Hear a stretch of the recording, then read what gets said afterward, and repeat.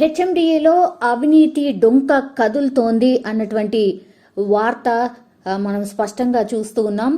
ఎందుకంటే హెచ్ఎండిఏలో గతంలో డైరెక్టర్గా పనిచేసినటువంటి బాలకృష్ణ ఇంటితో పాటు ఆయన ఫ్యామిలీ మెంబర్స్ ఇళ్లలోనూ కూడా ఏసీబీ అధికారులు మార్నింగ్ నుంచి కూడా సోదాలు నిర్వహించినటువంటి పరిస్థితి కనిపిస్తోంది. ఆల్మోస్ట్ ఒక 20 ప్రాంతాల్లో కూడా తనిఖీలు కొనసాగుతూనే ఉన్నాయి.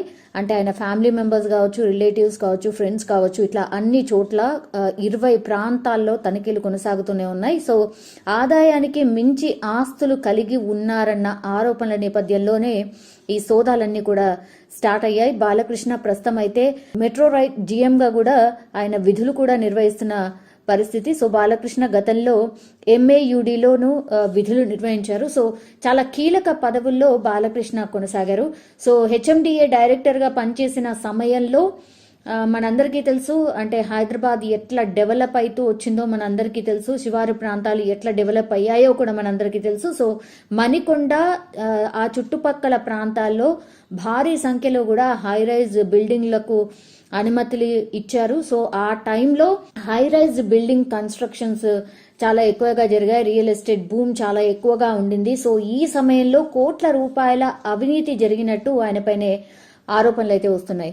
సో గత ప్రభుత్వ హయాంలో బాలకృష్ణ హవా బాగా నడిచిందని అక్కడ ఉన్నటువంటి, అంటే వాళ్ళ ఆఫీస్లోనే వాళ్ళ సిబ్బందే గుసగుసలాడుకున్న పరిస్థితి మనము గతంలోనూ కూడా చూసాం.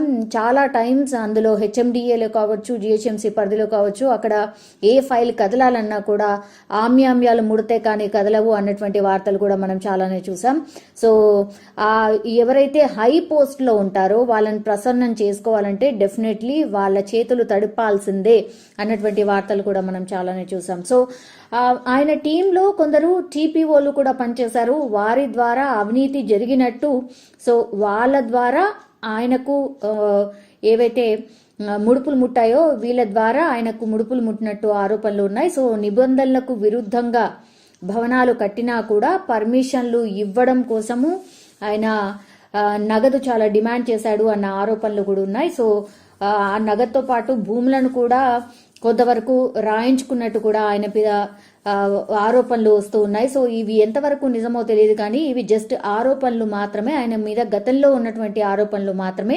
ఈ రోజు రైట్స్ లో ఆయన ఇంటితో పాటు కుటుంబ సభ్యుల ఇళ్లలో, బంధువుల ఇళ్లలో చాలా చోట్ల ఇంకా రైట్స్ కూడా కొనసాగుతున్న పరిస్థితి. ఈ రైట్స్ కూడా కొనసాగబోతున్నాయని ఆఫీసర్స్ చెప్తూ ఉన్నారు. సో ముఖ్యంగా చేంజ్ ఆఫ్ ల్యాండ్ యూజ్ లో అవినీతి జరిగినట్టు ఒక సమాచారం అయితే అంతోంది. ఆయన సంతకం లేకుంటే నాలా కన్వర్షన్స్ కావచ్చు, రెసిడెన్షియల్ ఏరియా నుంచి కమర్షియల్ గా మార్చడం కావచ్చు, ఏది కూడా ఆ ఫైల్ కదిలేది కాదు, ఆ పేపర్లు కదిలేవి కావు అన్నటువంటి ఆరోపణలు వినిపిస్తున్నాయి. సో ఆ ఫైల్ కావచ్చు, పేపర్లు కావచ్చు, ఒకవేళ బయటకు వస్తే తమ పరిస్థితి ఏంటి అని చాలా మంది, ఆయనతో వర్క్ చేసిన చాలా మంది అధికారుల్లో ఒక వణుకు మొదలైంది అనేటువంటిది కూడా వినిపిస్తోంది. సో చాలా మంది టీపీఓలు ఆయనతో లావాదేవీలు జరిపారు. సో ఫర్దర్ గా టీపీఓల మీ ఇళ్లలో కూడా దాడులు జరుగుతాయా, మరి వాళ్ళను విచారణకు పిలుస్తారా ఏంటి అనేది ఇప్పటివరకు అయితే బయటికి రాలేదు. బట్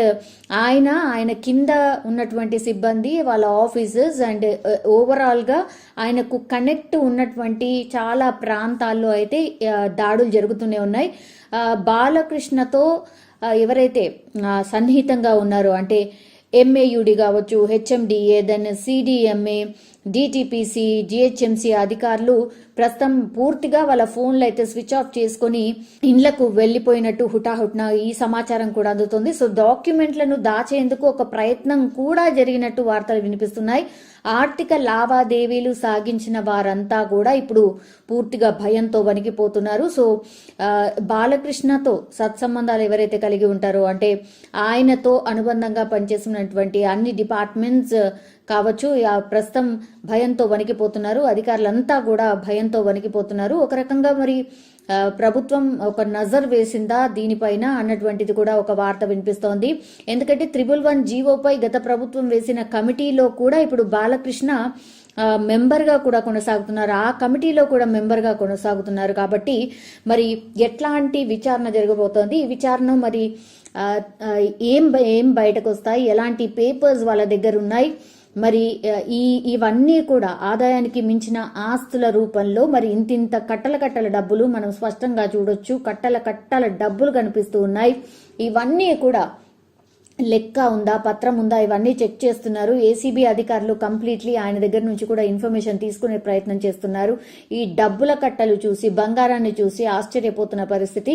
ప్రస్తుతం అయితే 15 నుంచి 20 లక్షల నగదు మాత్రమే బయటపడింది. అది ఒక్క ప్రాంతంలో ఉన్నటువంటి ఇన్ఫర్మేషనే ఒక ఆఫీసర్ చెప్తున్నారు. రైట్స్ చేసినటువంటి ఆఫీసర్, అఫీషియల్ గా వచ్చినటువంటి ఇన్ఫర్మేషన్ ఇది, ఆయనే చెప్తున్నటువంటి సిచ్యువేషన్. కానీ ఇంకా వేరే చోట్ల, చాలా చోట్ల 20 ప్రాంతాల్లో, అంటే ఒక్క ప్రాంతంలోనే 15 నుంచి 20 లక్షలు బయటపడితే మరి మిగతా ప్రాంతాల్లో వీళ్ళ కుటుంబ సభ్యులు కావచ్చు, లేదంటే బంధువుల ఇళ్లలో కావచ్చు, కంప్లీట్లీ రైడ్స్ జరుగుతున్నాయి. కాబట్టి మరి అక్కడి నుంచి కూడా ఎంత నగదును కలెక్ట్ చేస్తారు, మరి రేపటి వరకు కూడా కొనసాగుతుంది ఈ రైడ్స్ అని చెప్తున్నారు. రేపు మార్నింగ్ వరకు ఎట్లాంటి ఇన్ఫర్మేషన్ బయటకు వస్తుందో తెలియదు. కానీ జస్ట్ ఒక్క ప్రాంతంలోనే ఇంత నగదు దొరికింది అని అంటే కేవలం ఇది నగదు మాత్రమే చెప్తున్నారు. దానికి అనుబంధంగా అంటే ఆ ఆస్తుల, లేకపోతే ఇంకేం పేపర్స్, ఇంకేం డాక్యుమెంట్స్ దొరికాయి అనేది ఆఫీసర్స్ అయితే ఇంకా చెప్పలేదు. కానీ రేపు మార్నింగ్ వరకు ఒక క్లారిటీ వస్తుంది. అన్ని దగ్గర నుంచి ఇన్ఫర్మేషన్ వచ్చిన తర్వాత అఫీషియల్గా మేము చెప్పే అవకాశం ఉంటుంది అన్నటువంటి మాట చెప్తున్నారు. కానీ ఇప్పుడు ఈ హెచ్ఎండిఏ మాజీ డైరెక్టర్ ఎవరైతే బాలకృష్ణ ఉన్నారో ఆయన ఇంటిపై ఏసీబీ రైడ్ చేయడం, 20 ప్రాంతాల్లో ఒకేసారి తనిఖీ చేయడం, అండ్ ఆయన టీంలో పనిచేసిన అధికారుల ఫోన్లకు వెంటనే స్విచ్ ఆఫ్ రావడం, ఇవన్నీ కూడా అనుమానాలకు తావిస్తోంది. కాబట్టి మరి ఏం జరగబోతోంది, కీలక పత్రాలు దాచినటువంటివి ప్రయత్నం జరిగింది అని కూడా అంటున్నారు. మరి ఆ పత్రాలు కూడా బయటకు వస్తే మరి ఈ వాటన్నిటికీ ఎవిడెన్స్ ఏమైనా చూపిస్తారా, మరి ఏం చెప్పబోతున్నారు, ఆఫీసర్స్ అడిగే ప్రశ్నలకు మరి ఎట్లాంటి జవాబులు చెప్పబోతున్నాడు బాలకృష్ణ, ఆయనను అదుపులోకి తీసుకుంటారా, అరెస్ట్ చేస్తారా, ఇవన్నీ కూడా రేపటి వరకు, అంటే ఏసీబీ రైడ్స్ కొనసాగేంత వరకు ఎలాంటి స్టెప్ ఉంటుందో తెలియదు. బట్ కంప్లీట్లీ అవినీతి ఆరోపణలు ఉన్నాయి కాబట్టి ఆయన మీద ఆల్ ఆఫ్ సడన్ రైడ్స్ చేయడం జరిగింది. 20 ప్రాంతాల్లో రైడ్స్ అయితే ఇంకా కూడా కొనసాగుతున్నాయి, రాత్రంతా కూడా కొనసాగబోతున్నాయి అనేసి కూడా స్పష్టం చేస్తున్నారు. రేపు మార్నింగ్ కి కానీ మరి ఈ చిట్టా ఎంతవరకు ఉండబోతోంది, ఇవి అక్రమ ఆస్తులేనా లేకపోతే సక్రమమైన ఆస్తులేనా అనేది ఏం తేలుస్తుంది అనేది కూడా తెలియదు. బట్ ఇప్పుడున్నటువంటి ఆరోపణల ప్రకారం మాత్రం 500 కోట్లకు పైగా అవినీతి జరిగినట్టయితే ఆఫీసర్స్ అంటే ఒక ప్రాథమిక అంచనాకు వచ్చిన తర్వాత ఈ రైడ్స్ జరిగినట్టుగా అయితే మనకున్నటువంటి ఇన్ఫర్మేషన్. సో మరి నిజంగానే 500 కోట్ల, దానికంటే తక్కువనా లేకపోతే ఎక్కువనా, ఏమైనా కావచ్చు. కానీ ఏదైతే ఆదాయానికి మించిన ఆస్తులు ఏవైనా సరే అవన్నీ కూడా అవినీతి ఆరోపణల కిందకే వస్తాయి. కాబట్టి మరి ఎట్లాంటి ఇన్ఫర్మేషన్ వస్తుంది ఏంటి అనేది వేసి చూడాల్సిందే. ఈరోజు హెచ్ఎండిఏ మాజీ ప్లానింగ్ డైరెక్టర్ శివబాలకృష్ణ గారి ఇంట్లో అవినీతి ఆరోపణలు రావడంతో వారి ఇంట్లో సెర్చెస్ చేయడం జరుగుతోంది. అట్లనే ఈయన at present Hyderabad metro rail లిమిటెడ్లో ప్లానింగ్ ఆఫీసర్గా ఉన్నారు. And he still holding the post of RERA secretary.